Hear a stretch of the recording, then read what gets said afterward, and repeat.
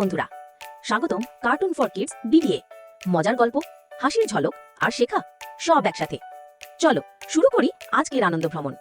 জামিলা টেবিলে বসে পড়ছে। হঠাৎ সে দেখে তার প্রিয় লাল পেন্সিলটা নেই। সে চিন্তিত হয়ে চারপাশে খুঁজতে শুরু করে। জামিলা খাটের নিচে উকি দেয়, খুঁজে পায় মোজা, খেলনা আর পুরনো বিস্কুটের প্যাকেট, কিন্তু পেন্সিল নেই। সে বিরক্ত হয়।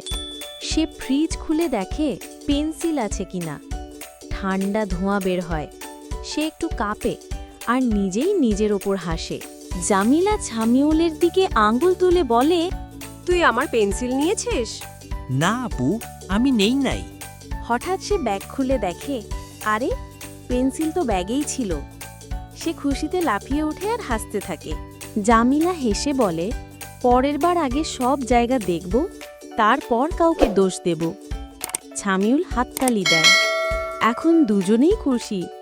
শিক্ষণীয় বার্তা, দোষ দেওয়ার আগে নিজে যাচাই করো।